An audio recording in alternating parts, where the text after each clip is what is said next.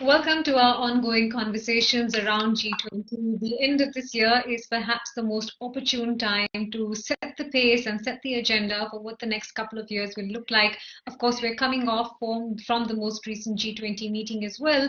And the question we're asking in this conversation is what are the priorities for a post-pandemic world, but equally, what are the lessons that the G20 might have learned and should carry through into the next couple of chapters?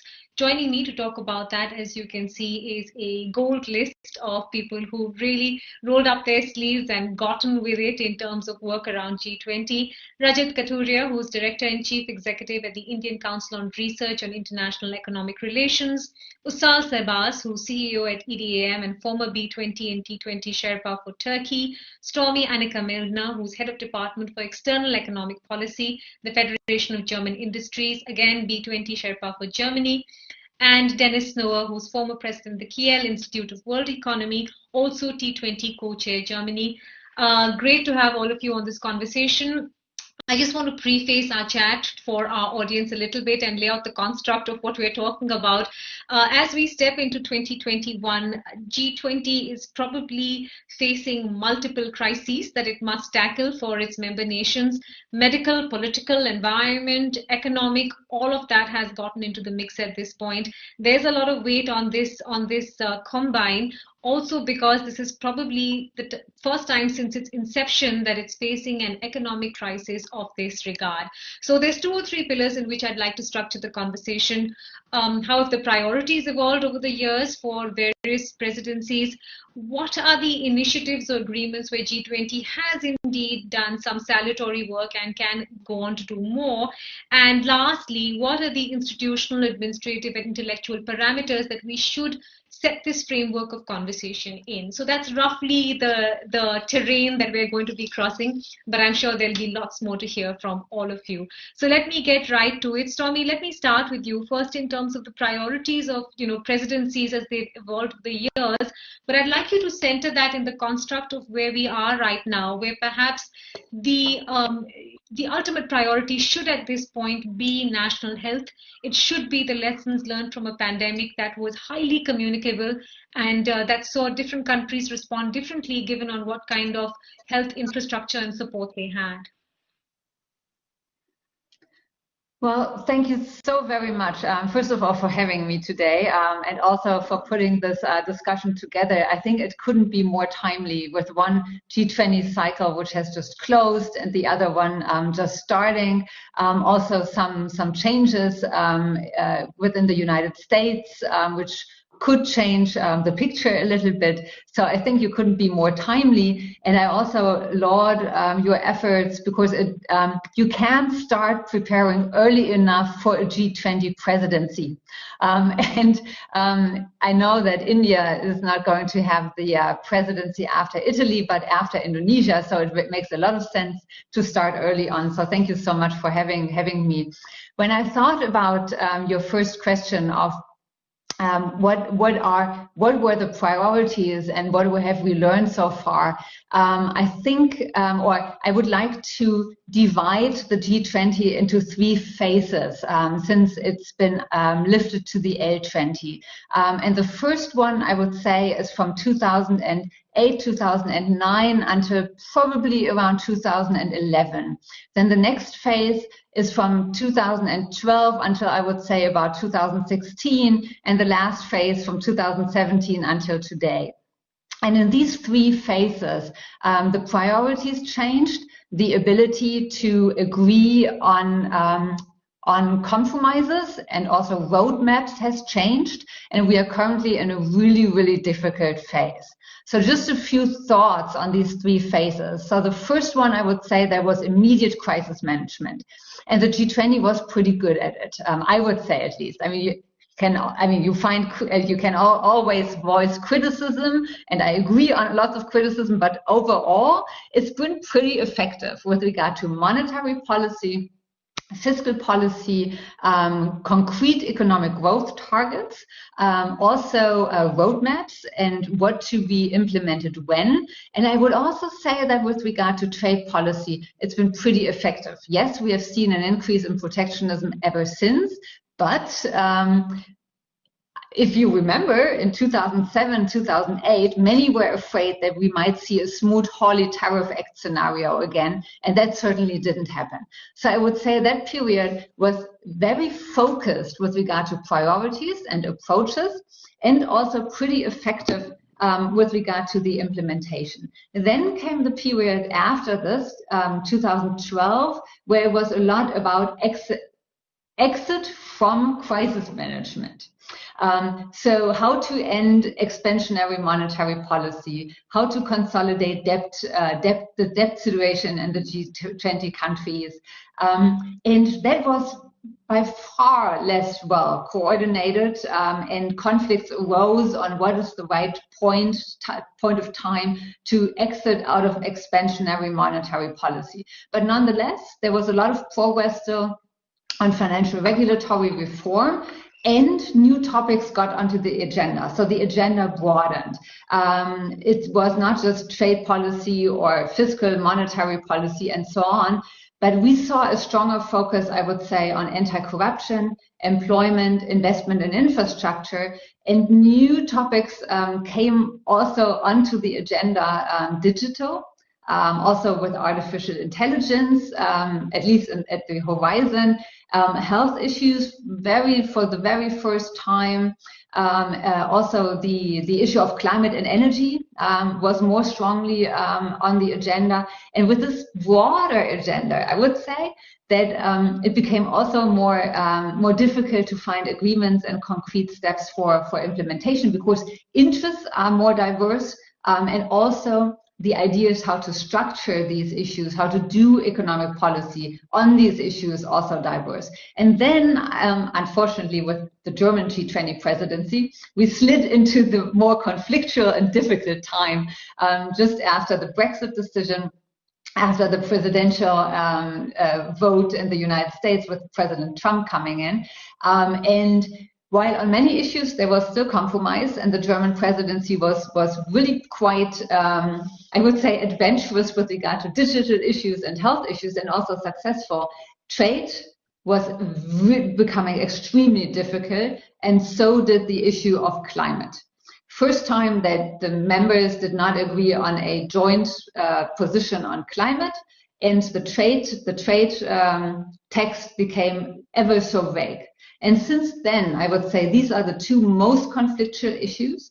And even now, the crisis management during the current economic and financial and health crisis was by far not as good as the one in 2008 and 2009.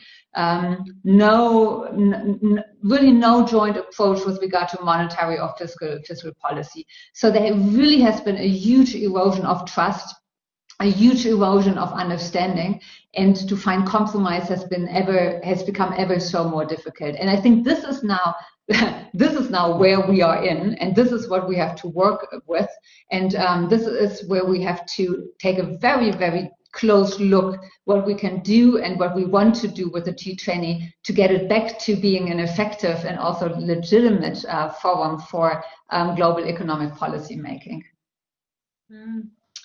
Dennis, let me ask you to, add to that, because it looks from what Stormy just described that we've got a funnel going at 2020 where all of this experience needs to get channelized into what we take forward in the next couple of years. Do you also think that the experiences that we gathered through the global financial crisis are relevant at this point, or do you think this is an even larger economic challenge for us to navigate? You'll have to unmute yourself. I believe it's a much larger challenge for us to navigate, just because the dangers are not as present as they were, obviously, during the financial crisis, and they are more multifaceted and therefore difficult to tackle because they require global cooperation across different levels, from supranational to national to regional to local, and also across different domains of government. With regard to the financial crisis, you had finance ministries, central bank heads really taking the lead. But now when you've got an indebtedness crisis that is related to a health crisis and a recession and a digital revolution proceeding alongside it, there are many ministries and lots of different levels. And so it becomes much more difficult. And focus becomes a major issue. Now, it is perfectly well understandable that when we are in a world where climate change is a huge problem that is coming at us, neglected for far too long, where the recession is deep and the way forward is not clear, and the health crisis is ongoing, and the future of digitalization and the future of work and the future of education are all open questions. We have to take a very, very strict appraisal of our trade-offs. On the one hand, they cannot be narrow as they were in the financial crisis of 2008 and 2009, where basically the most important thing was to get economic prosperity rolling again. Here we have to work on a good number of fronts. But as Stormy said, if we work on many fronts, then we are in danger of diluting our efforts and losing focus. And so the issue is to do both. And the Italian presidency is trying to do precisely that by focusing on three elements: people, planet, and prosperity. That is something that the Indonesian presidency, I hear, will also take on board. And then the big question is, what are the cross-cutting issues between these different domains that will allow us to have a focus, but perhaps with a whole of government approach, not particular ministries in particular control, but involving a number of different groups. So from macro to micro, but also bottom up, from micro to macro, micro to macro. So the engagement groups and interaction with working groups, Sherpa and finance track may be able to come up with something important. And at this point, I find it is particularly interesting that Italy will be handing on to Indonesia and India, because the nature of the conversation, how decisions are made, how we think about global problems, can be significantly influenced by this major Asian input into the G20. And Italy, obviously, like Saudi Arabia before, it is very much concerned with its legacy. And therefore, this is the right time for India to start thinking about what its focus is, because in the overlap between the Italian G20, the Indonesian and the Indian, will lie the opportunities for progress, because we shouldn't fool ourselves. The inherent danger in the G20 is that each country wants to make its mark, and so it starts projects and initiatives that take many years to implement, but then the presidency wanders to the next country that wishes to make its mark.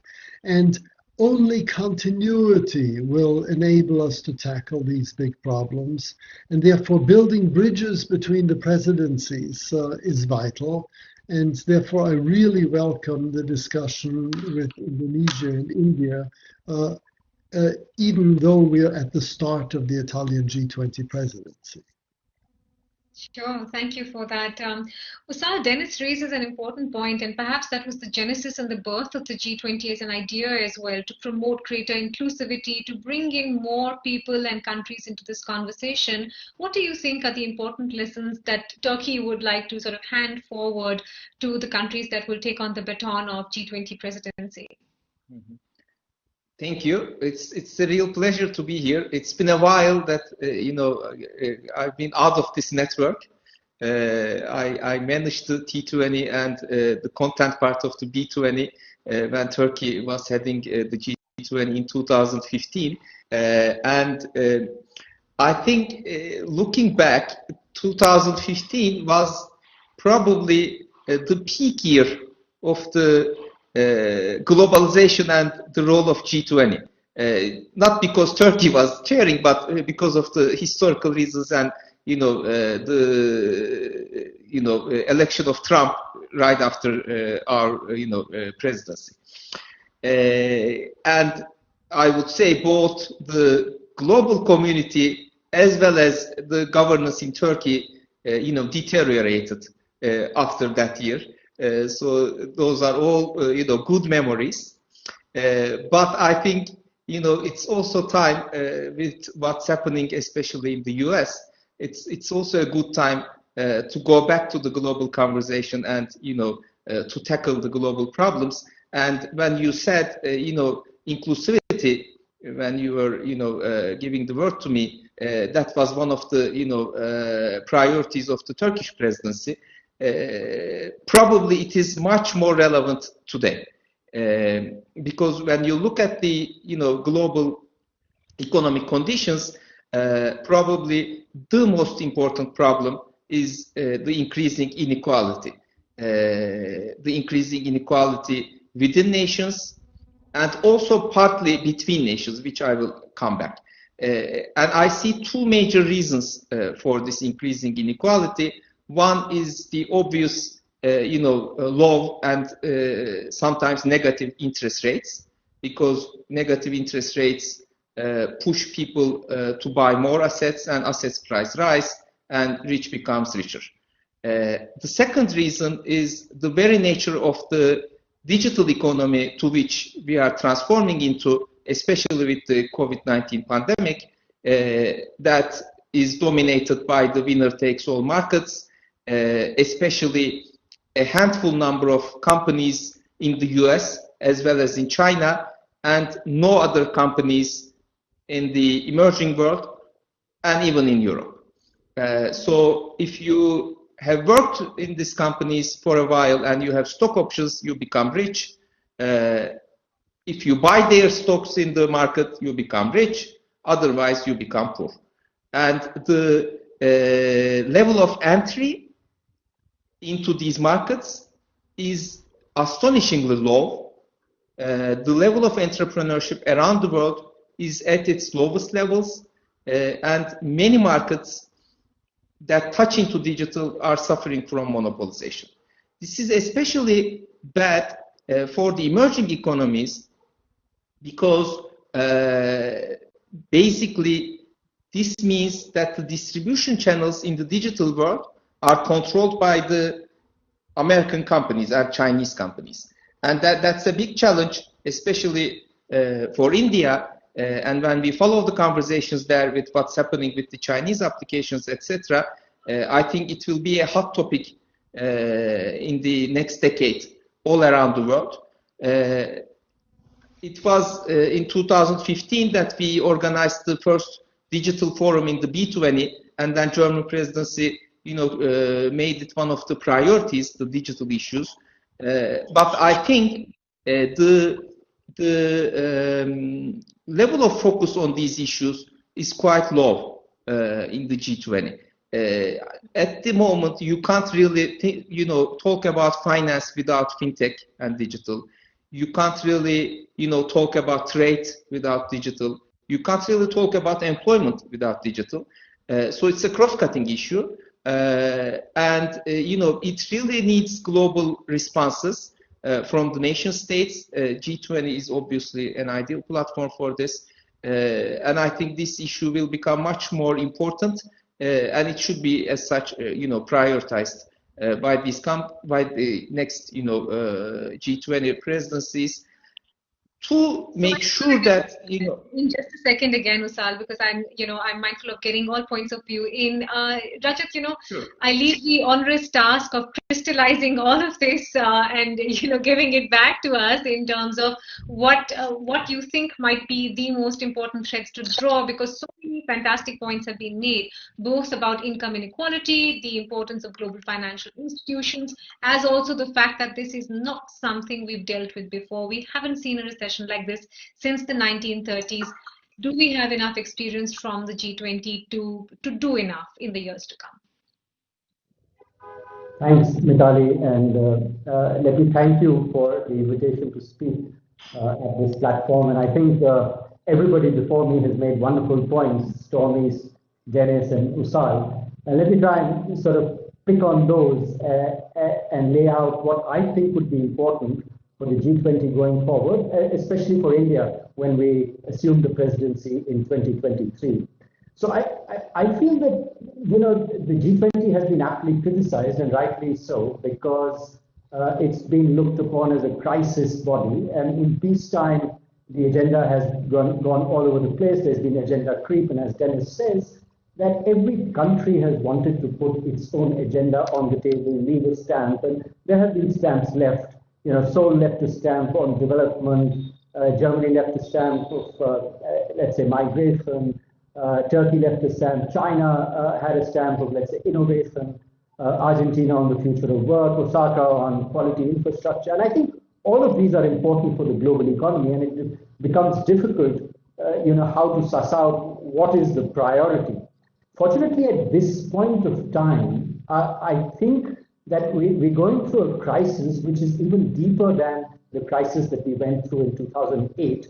2008, I think, was a lot easier for the G20, all of the countries to come together and deliver, as Stormy was saying, in the next couple of years on an international cooperation agenda. That hasn't been able to be sustained for reasons that are well known. But I think this is also an agenda today that we have before us in the global economy that is affecting everybody. That is affecting everybody, but unfortunately, it is affecting everybody deeply than it did in 2008. And I think what has happened is that the initial knee-jerk reaction of countries has been inward-looking. And I think that's the difference between 2008 and today, that, you know, countries have begun to look inward, and that could be because of, you know, the crisis of trust in global institutions. I mean, after so long of the G20, we haven't been able to resolve some institutional and multilateral issues. Some of them have gone deeper into a crisis. And I think there is a distrust that has emerged. It was already there. Maybe it's become more intensified. And therefore, the natural tendency of countries has been to look more inward, because this crisis has affected not only the demand side, as Dennis was saying, in 2008, this has affected the demand side, it has affected the supply side, and countries have tried to respond to this by having much more domestic agendas, including protectionism, at least in the beginning. And what we need at this time, as Dennis was saying, we need much more cooperation than before. But it will require leadership and statesmanship of a much higher order in this crisis to get coordination among countries, to get coordination among institutions, and to deliver what we had delivered in 2008. I think it's going to be much, much more difficult. And here is where I think the role of, you know, the individual ministries is important. The Ministry of Finance, the Ministry of Trade, the Ministry of Environment, and I think the trade ministers meeting, etc. All of these are going to be important. But I don't think going forward they'll be able to clinch this.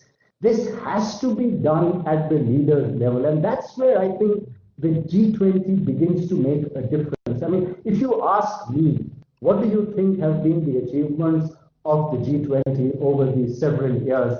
And I think it's the ability, maybe it's a very expensive way to get the leaders together. And of course, leaders have different ambitions for their countries. But this is one forum where the leaders of the countries come together and they meet on a common platform. And I think that itself has a lot of merit and a lot of value, because once they go back to their countries, maybe some of the conversations that they happen, whether closed door or open, some of those filter back to the other ministries, filter back to the country. And I think this platform has to be maintained, and the leaders have to come together to recognize this is a crisis of, you know, unprecedented proportions, and it will require leaders to come together. We can't expect the individual ministry. Of course, the G20 does a lot of outreach, as Ussal was saying, as everybody is saying. We have a lot of outreach, B20, G20, etc. But I think this is the time that from Italy to Indonesia to India, as Dennis was saying, there has to be continuity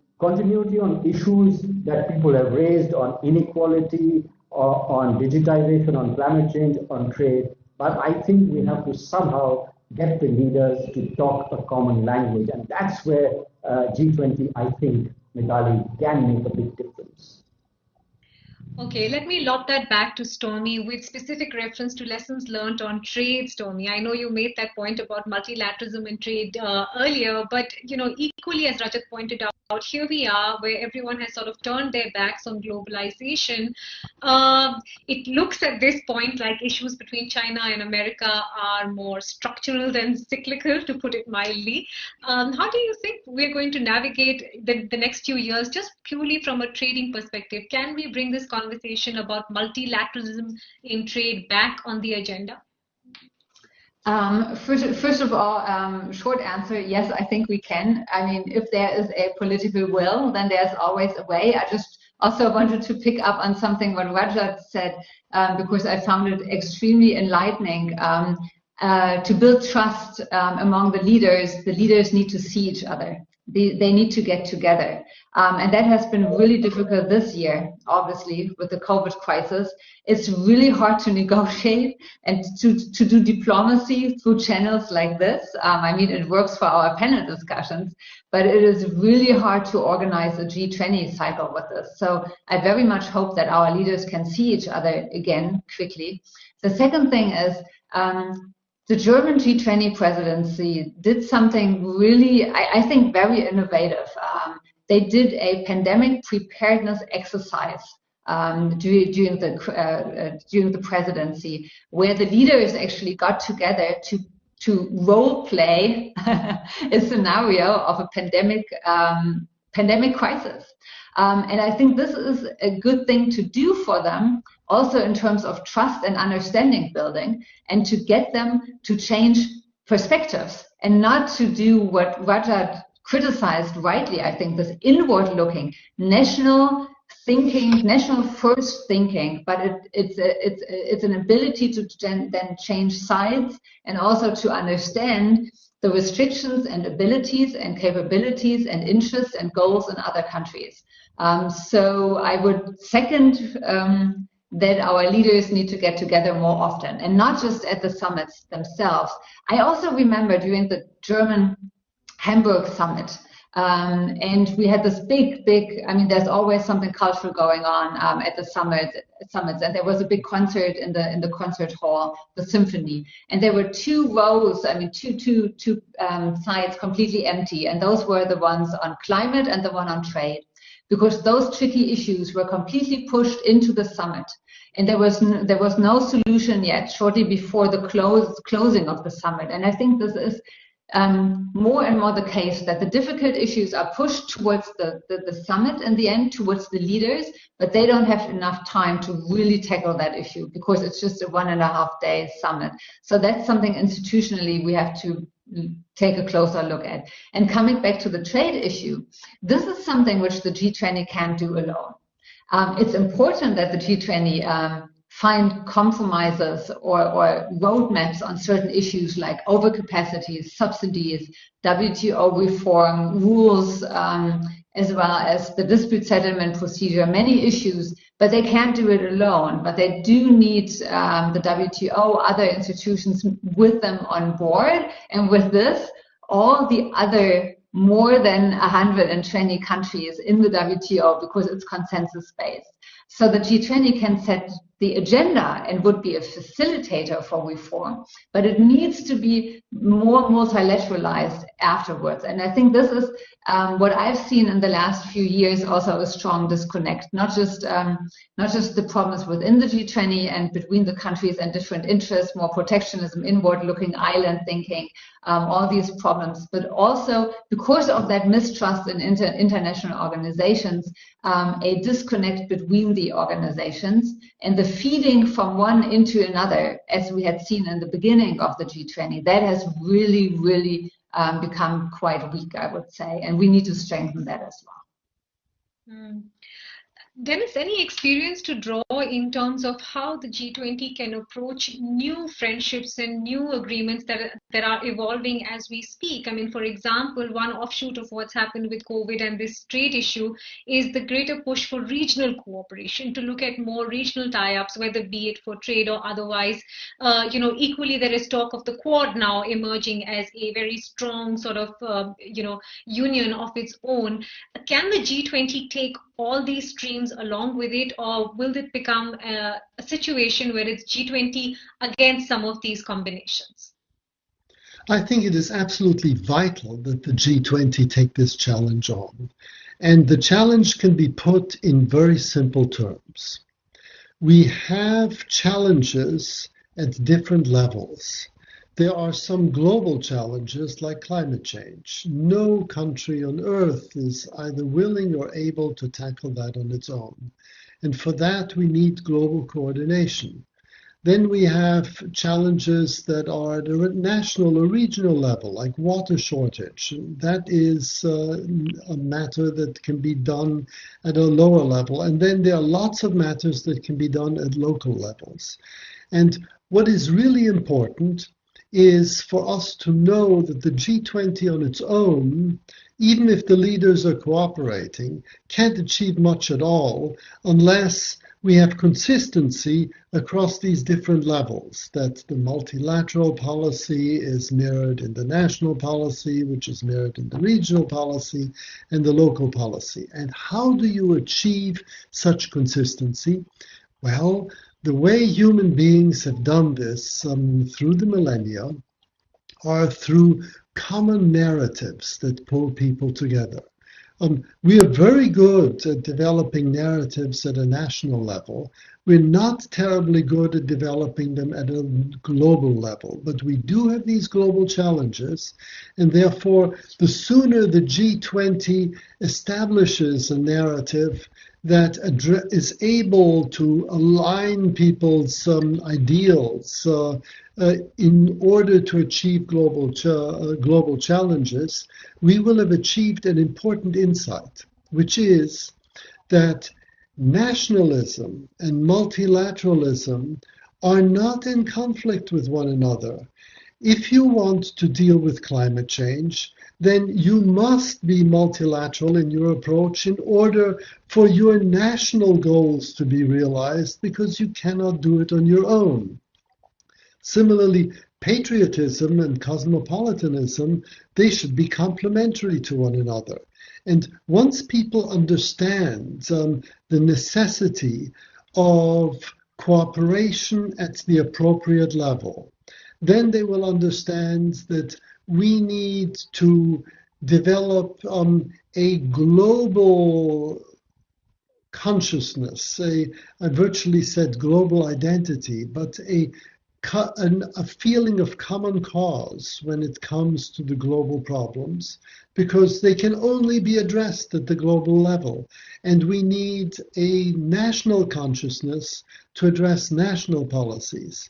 And therefore, that helps us understand where diversity is to be welcomed.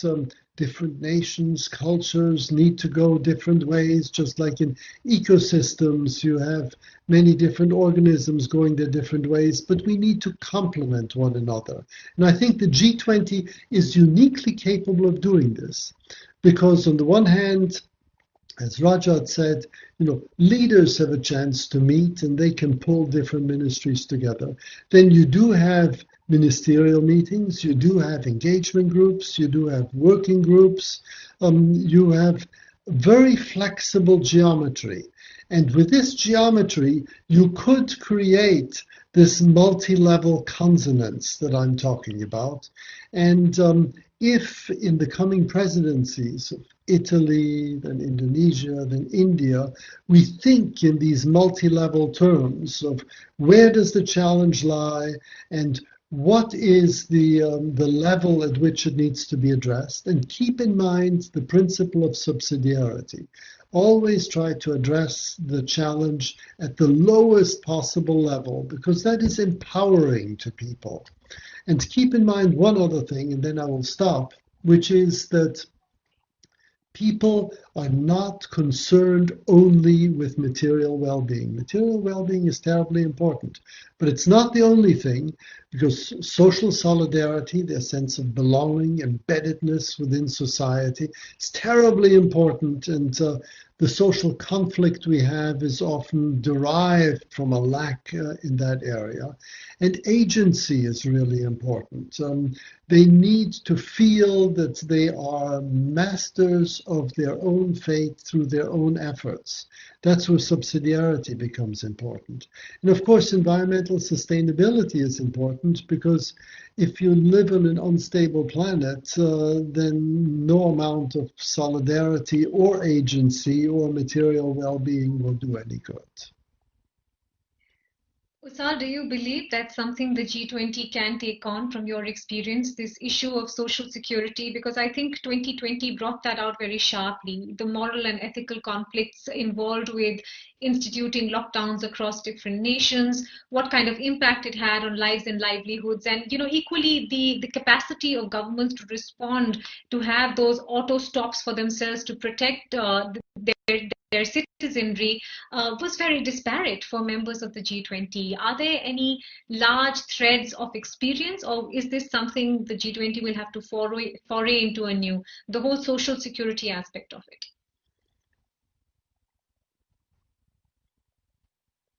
You need to unmute yourself, Ussal. I won't be able to respond on whether Turkey contributed, 5 years ago, but let me speculate about a few things with regards to your question on how COVID-19, taught us about the governance, both the G20 as well as within the nation states. I think what we learned from this experience, and I observed Turkey, India, South Africa, and a number of, especially emerging G20 members. And what I have observed is that there is an extreme siloization of governance within our national, bureaucracies. The Ministry of Health, the Ministry of Interior, the Ministry of Economy, they all have different, objective functions, and, they have different priorities which they apply without necessarily coordinating with each other. A few examples. There's a big pandemic, you have to put some restrictions. You go to the Ministry of Interior, and they put the most extreme version of, restrictions, which happened in South Africa, which happened in India, partly in Turkey. And then the Ministry of Economy says, oh, we can't survive with this. How will we respond if people cannot, go to work? Blah, blah. Then they ease the restrictions. Then the Ministry of Health says, oh, it's not working. And then there is all this internal, discussion. It is extremely hard for a government that has been, structured for the, for an industrial society to respond to these challenges that come at the information age, which requires extremely fast responses, within department coordination, etc. Now, once we have seen this all over spring, and now in the second wave, especially in the northern hemisphere, again, in all of our countries, how shall we have this, interagency cooperation, inter-ministry cooperation at the G20? Now, if you put all the health ministers in one room, if you put all the foreign ministers in one room, if you put all the central bank governors in one room, they of course speak the same language and produce some solutions for their, line of business, for their agencies. It is, what G20 needs to do, and I think we can't even do this in our own countries, but what G20 needs to do at the global level is to coordinate all these agencies together. And, you know, at the leaders level, there is some way of doing this, but I think you also need some more grassroots coordination, working groups, etc. As you know, Mr. Snover pointed out, the G20 has a very flexible structure for this, but to what extent we have been able to use that so far is questionable. It's like the icebreaker game, Ussal. Turn to the person on your left and say hello. Perhaps that's what we need to get going at the G20 meetings. Rajat, let me. Rajat, you can meet in person. For that, you need to meet in person. Yeah. Rajat, let me pose some of this to you. You know, parts of what Dennis had to say and Ussal had to say. Should this be the priority going ahead? The social security aspect of it. And, you know, I want to add to that the fact that public health in the national context or international context, should that now start taking center stage? No, I think so. It should. And I think G20 has merit to take up these issues, just like it has merit to take up other issues in the non-finance or the Sherpa track.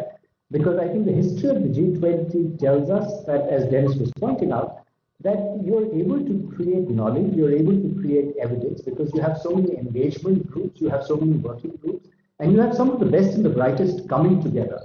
And despite the fact that there are other global institutions that have been working in this area, you could take trade, you could take labor, you could take social protection, etc. So there are on climate, there are other institutions that are working in these areas. But I think the value or the worth of the G20 has been that it's been able to pull together these institutions, create sort of cooperation amongst the other institutions, and produce a body of knowledge.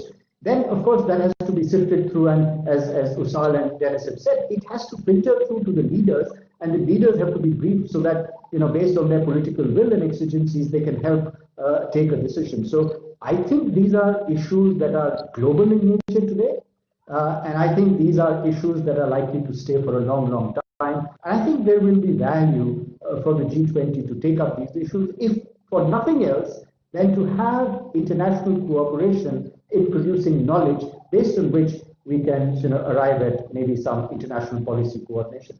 Let me make one more point, Mitali, and I think that's an interesting point about the value of sort of getting cooperation at different levels that Dennis brought up. And, you know, when he was speaking, my mind went back to 1992 when, you know, the WTO had just been, you know, was being created, and you had a lot of these different regional trading agreements. And I think a very strong narrative in the global community at that time was whether the regional trading agreements were going to be a setback for multilateralism. And they were often seen as, in the words of Professor Bhagwati, as a stumbling block to multilateralism and trade liberalization. Over the years, this narrative has changed. This narrative has become different. And the narrative has become, we can have a consistency between regional trading blocks, you know, regional agreements and multilateral agreements, because both, while there is some amount of trade diversion that happens, the objective of both is to get a lot more trade liberalization and much more international economic cooperation. That's the dominant narrative today.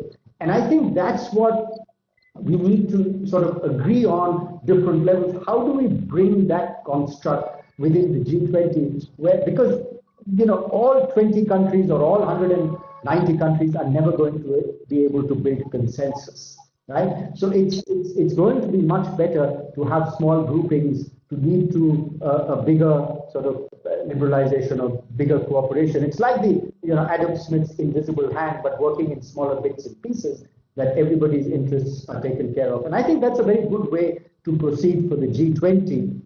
You know, you can have liberalization in smaller groups and then bring it up to the G20, whether it's regional, whether it's sort of bilateral, and then building up so that it scales up to get some international consensus. So I think that is a good way to go. But to come back to your question, the important issues of social protection, especially from India's point of view, the important questions of health, they require international cooperation in spite of the fact that there are other institutions working on this, it would, prove advantages for the G20 also to pull its weight behind this. And I think for India, as it approaches 2023, labor market, future of work, as well as social protection are going to be sort of important items that India would wish to put on the table, among other interests that it may have.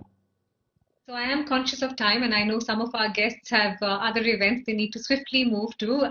So let me do a swivel round with this table and quickly ask all of you, the one sort of message in a bottle or the one important thing that you think countries like India and Indonesia should take forward into their presidencies. Dennis, let me start with you.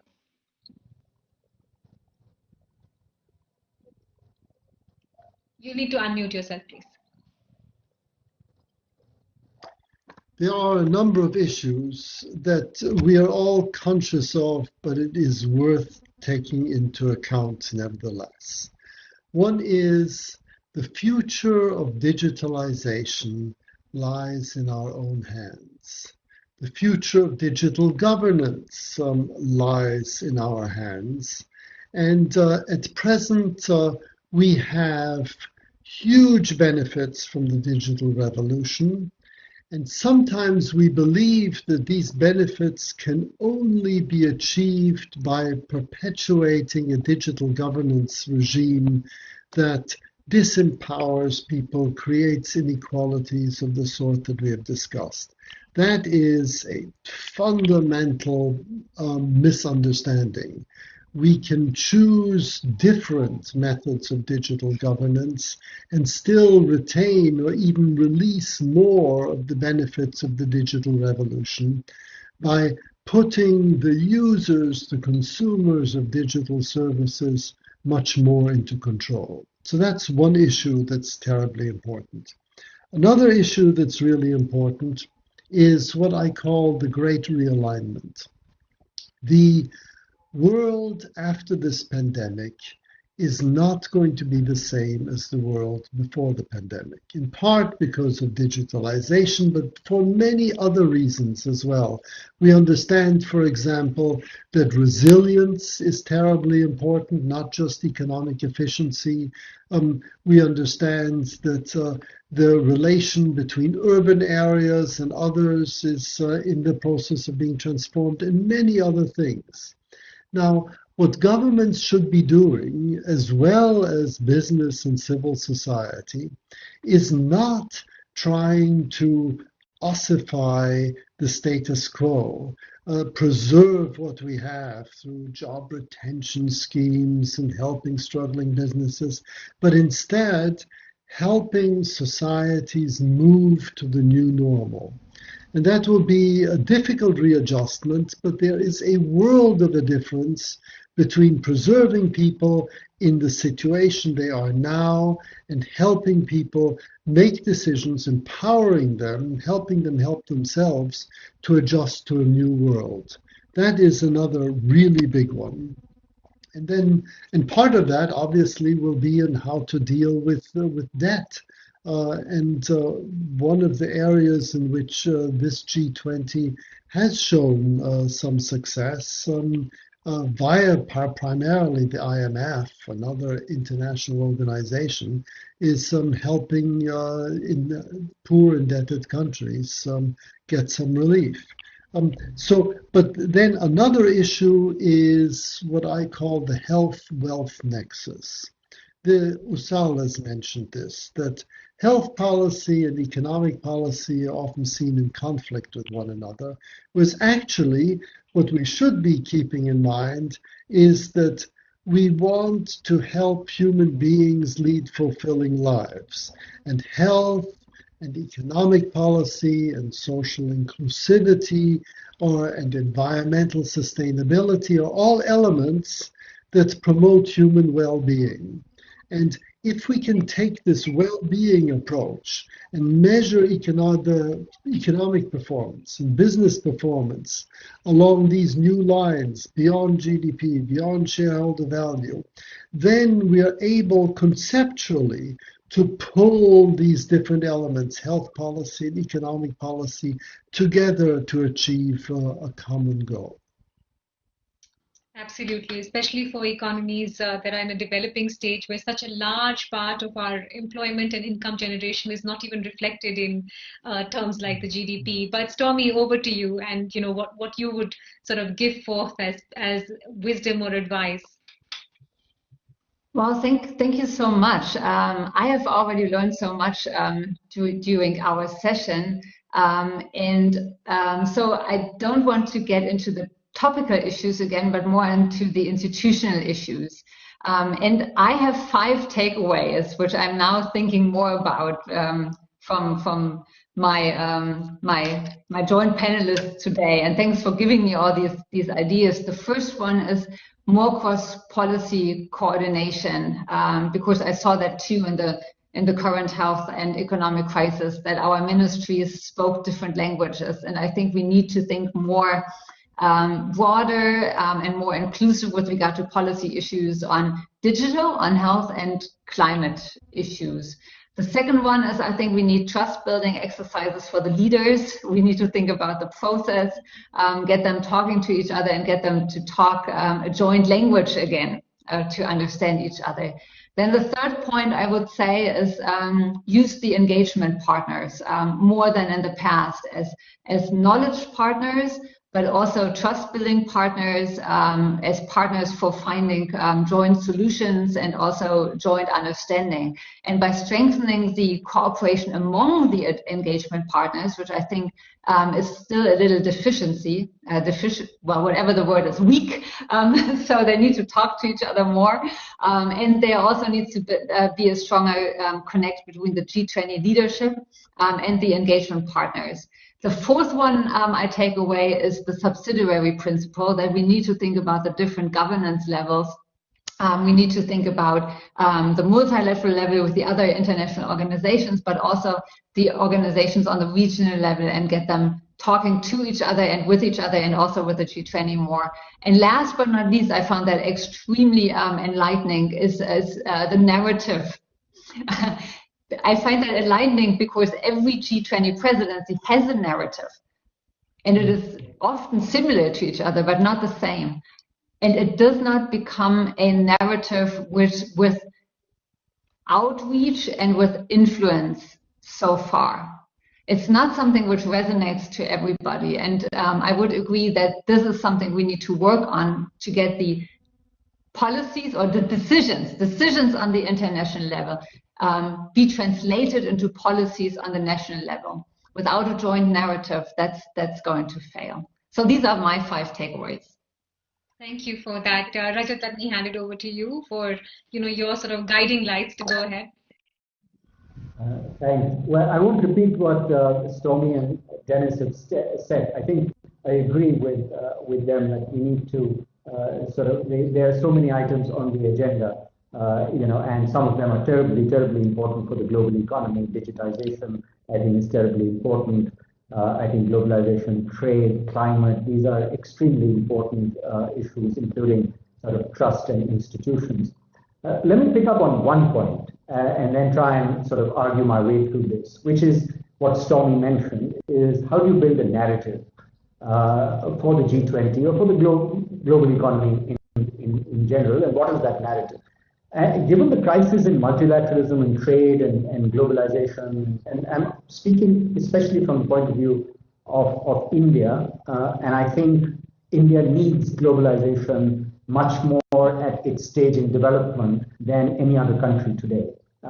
If it wants to take off and become a player in the global economy, I think it needs the global economy to become competitive. So I think the narrative which hasn't worked well, not just for India, but for the rest of the world, is globalization with a human face, or globalization in general, because globalization, as you know, has received a lot of criticism. A lot of the things that have happened in domestic economies have been blamed on trade, have been blamed on globalization, sometimes justifiably so, but I think a lot of the times globalization picks up a lot of infirmities within the domestic economies.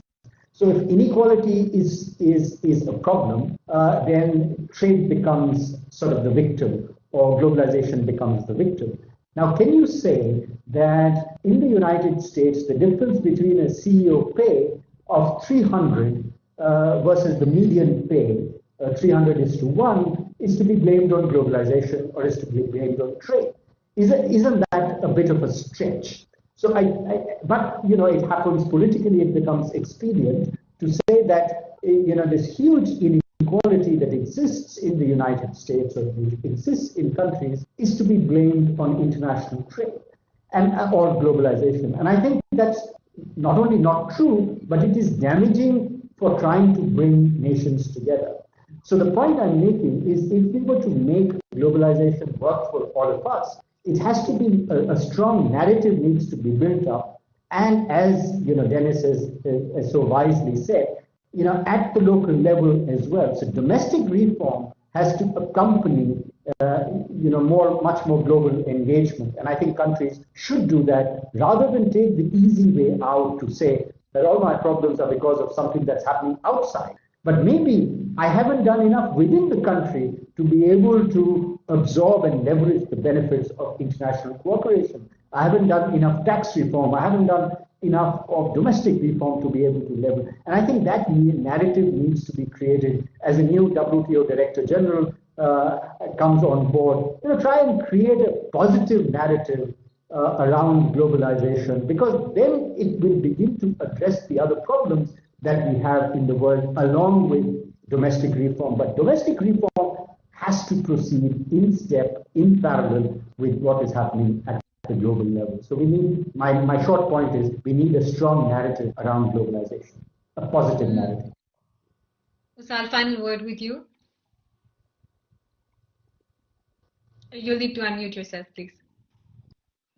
Very practical, advice for India. I think in as much as India considers what it contributes to the global dialogue, it should also, take into account what the G20, in which way it will contribute to India, all this engagement process, what types of new networks will be formed, what types of, interactions will be formed between the, private sector, government, think tanks, and other, relevant groups, and what types of, new leaders can emerge out of this is very important. I think it's great that you started quite early, especially compared to our case, which was, a few months ago, I would say.